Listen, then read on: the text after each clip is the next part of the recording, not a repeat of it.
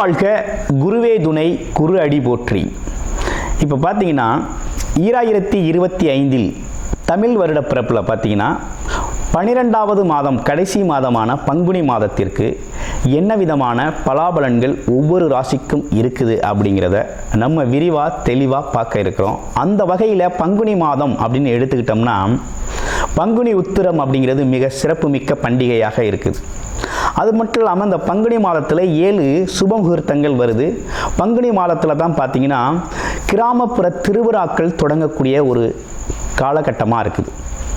இந்த பங்குனி மாதத்தில் சூரிய பகவான் பார்த்தீங்கன்னா காலச்சக்கரத்தின் 12வது ராசியான மீனம் ராசியில் அமர்ந்து அருள்பளிக்கக்கூடிய ஒரு அற்புதமான மாதமாக இந்த மாதம் இருக்குது. இந்த மாதத்தை பொறுத்த வகையில் பல்வேறு விதமான சிறப்பு பண்டிகைகள் இருந்தாலும் திருவிழாக்களும் திருமணங்களும் அதிகமாக நடக்கக்கூடிய ஒரு மாதமாக இந்த பங்குனி மாதம் அப்படிங்கிறது அமைஞ்சிருக்கு. நேயர்கள் அனைவருக்கும் இந்த பங்குனி மாதத்தில் ஒவ்வொரு ராசிக்கும் எப்படி இருக்கும், என்னென்ன விசேஷங்கள் இருக்குது, என்ன செய்யலாம், என்ன செய்யக்கூடாது, என்ன விதமான வழிபாடுகள் செய்யலாம் அப்படிங்கிறதை பற்றியும், என்னென்ன முயற்சிகள் கை கொடுக்கும் அப்படிங்கிற பற்றியும் முழுமையாக தெளிவாக நம்ம பார்க்க இருக்கிறோம். நம்ம வீடியோவை தொடர்ச்சியாக நீங்கள் முழுமையாக பாருங்கள். இப்போ உங்களுடைய ராசிக்கு எப்படி இருக்குது அப்படிங்கிறத இப்போ பார்க்கலாம். மகர ராசி காலச்சக்கரத்தின் 10வது ராசியான மகர ராசி சனி பகவானோட ஆதிக்கம் அப்படிங்கிறது அதிகமாக இருக்கக்கூடிய ஒரு அமைப்பு. சனி பகவானோட அருள் அதிகமாக இருக்கக்கூடிய அமைப்பு. பார்த்திங்கன்னா நம்ம கிராம தேவதைகள் ஐயனார், கருப்பசாமி இவங்களோட அருள்லாம் பார்த்திங்கன்னா மகர ராசி அன்பர்களுக்கு நிறைய இருக்கும். இந்த சிறு குறு தெய்வங்களோட வழிகாட்டுதல் அப்படிங்கிறது நிறைய உள்ளது. கனவுகள் காட்சிகளில் செயல்படுறது, ஆமாம், ஆத்மார்த்த ரீதியாக வழிகாட்டுதல்லாம் நடந்து மகர ராசிக்கு. இந்த மகர ராசி நேர்களை பொறுத்த வகையில் இந்த காலகட்டத்தில் எப்படி இருக்குன்னா 7.5 சனி காலத்திலிருந்து நம்ம கிட்டத்தட்ட விடுதலை அடைஞ்சாச்சு. 5 வருட காலங்களை தாண்டியாச்சு. இப்போ முழுமையாக விடுதலை அடையக்கூடிய காலமும் வந்துருச்சு. கிட்டத்தட்ட இன்னும் ஒரு 20-30 நாட்கள் தான் இந்த மாதம் முடிஞ்சிருச்சு. அப்படின்னா சனி பகவானோட 7.5 சனி பாதிப்பிலிருந்து முழுமையான விடுதலை அடைஞ்சிருவீங்க. இந்த மகர ராசி நேர்களை பொறுத்த வகையில் என்னென்னா தொழிலில் ரொம்ப சிரமப்பட்டுட்டீங்க. முடிவெடுக்கிறதுல ரொம்ப குழப்பம் வந்துருச்சு. எந்த முடிவெடுத்தாலும் தவறாக போய் முடியுது. நெகட்டிவ் தாட்ஸ் வருது. உடல் ஆரோக்கியம் கெட்டுப்போச்சு. சில பேர் தொண்டை, குரல் வளம், காது மூக்கு தொண்டைகள் சம்மந்தப்பட்ட பிரச்சனைகள் ஏற்பட்டுருச்சு. உடல் ஆரோக்கியத்தில் பிஸ்னஸ் சரியாக இல்லை, வருமானம் இல்லை. ஏன் சொல்கிறோம்னா மகர ராசினியர்களோட ஜாதகங்களை அவ்வளோ ஜாதகங்களை நம்ம பார்த்துருக்கோம்.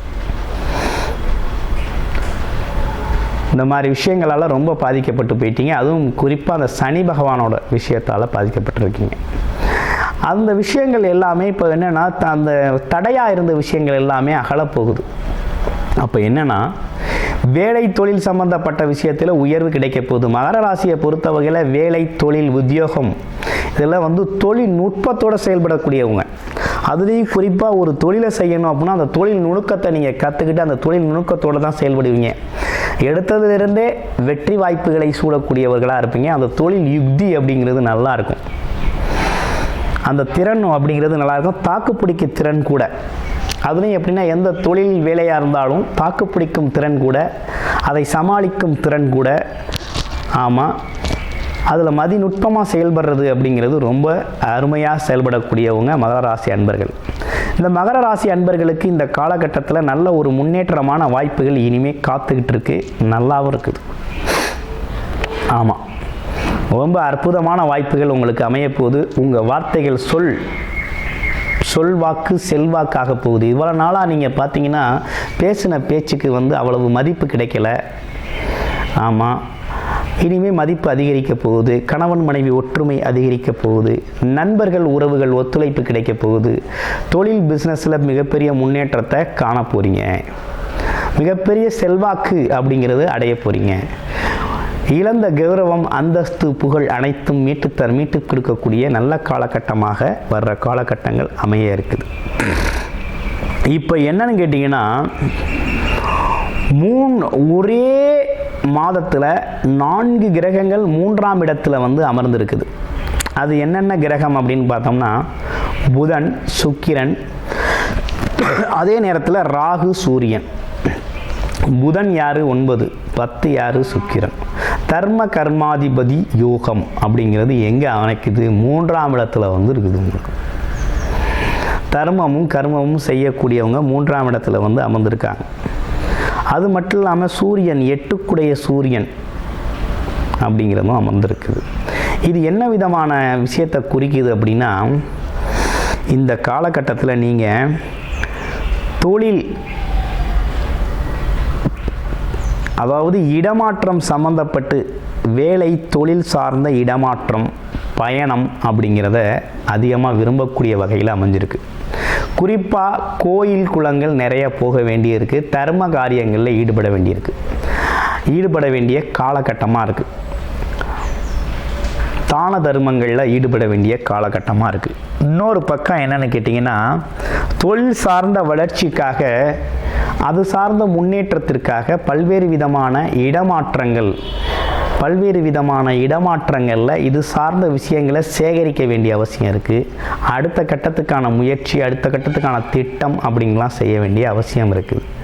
அப்போ வேலை, தொழில், வியாபாரம் அப்படிங்கிற ஒரு விஷயம் வந்து தற்காலிகமாக எப்படி இருக்கும் அப்படின்னா, கொஞ்சம் மாற்றத்தோடு நீங்கள் செய்யணுங்கிற அமைப்பு ஏற்பட்டிருக்கு. அதில் புது யுக்திகளையும் புது விஷயங்களையும் உட்படுத்தி செய்ய வேண்டிய அவசியம் அப்படிங்கிறது ஏற்பட்டிருக்குது. அட்வான்ஸாக போகணும் அப்படிங்கிற அமைப்பு அப்படிங்கிறது உண்டாயிருக்கு. இதுதான் மகர ராசிக்கு ஏற்பட்டிருக்கக்கூடிய சிக்கல்.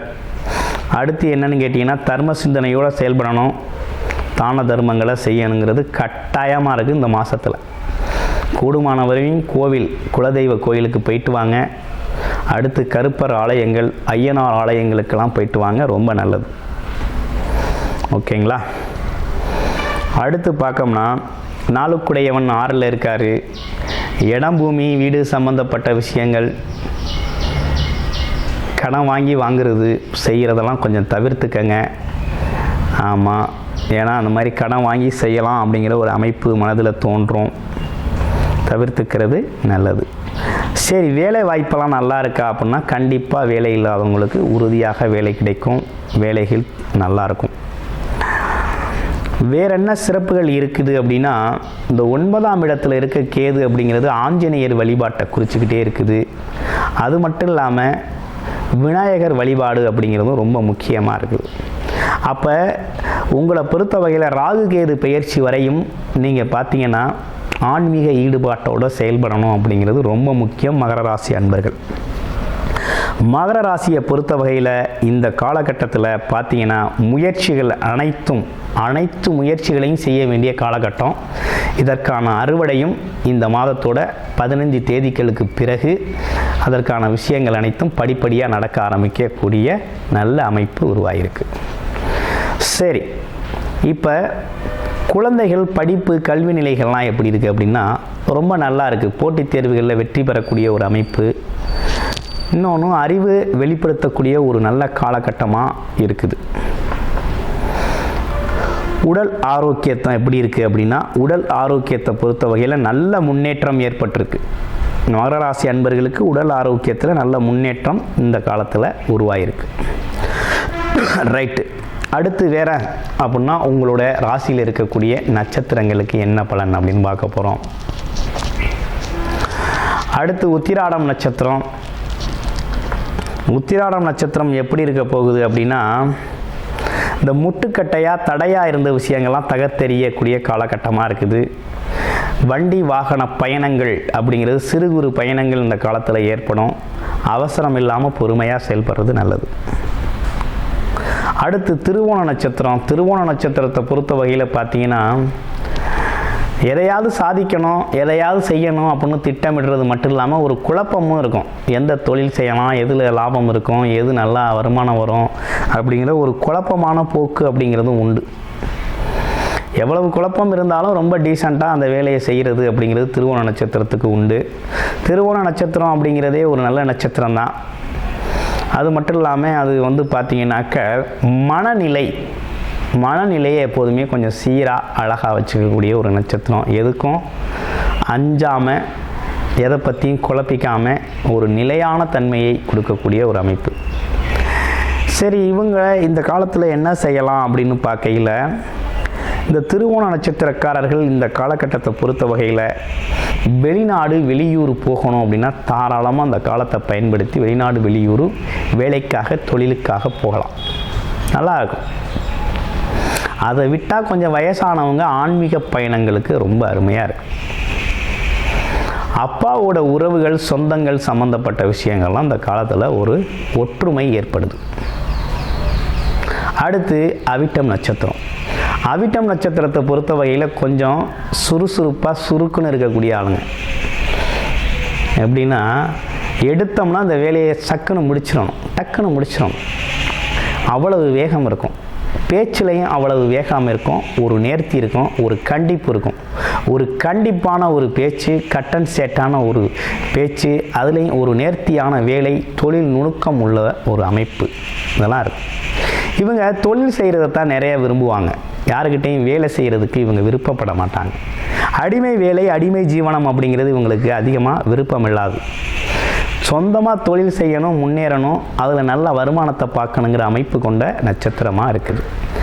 இவங்களுக்கு இந்த காலகட்டம் எப்படி இருக்குது அப்படின்னா தொழில் வேலை மாற்றங்கள் செய்யக்கூடிய காலகட்டம், அதில் ஒரு முன்னேற்றம் அப்படிங்கிறத எதிர்பார்த்துக்கிட்டு இருக்கிறாங்க. இனி வர்ற காலங்களில் இவங்களுக்கு தொழில் வேலை சம்பந்தப்பட்ட விஷயங்களில் நல்ல முன்னேற்றமும் நல்ல வருமானமும் எடுத்த முயற்சிகள்லாம் வெற்றி பெறக்கூடிய வகையில் ரொம்ப சிறப்பான எதிர்காலம் அப்படிங்கிறது காத்துக்கிட்டு இருக்கு. பொன் பொருள் செல்வாக்கு உயரக்கூடிய காலகட்டமாக இந்த காலகட்டம் அமைஞ்சிருக்கு. உங்களுடைய சுய ஜாதகத்தில் என்ன தசாபுத்தி நடக்குது அப்படிங்கிறத பார்த்து அடுத்தடுத்த நிலைகளில் நல்ல முயற்சிகளில் எடுத்து நம்ம கூறிய பொது பலன்லேருந்து நீங்கள் எது தசாபுத்திக்கு பொருத்தமாக இருக்கோ அதில் செயல்படுங்க, வெற்றி நிச்சயம். நன்றி, வணக்கம், வாழ்த்துக்கள்.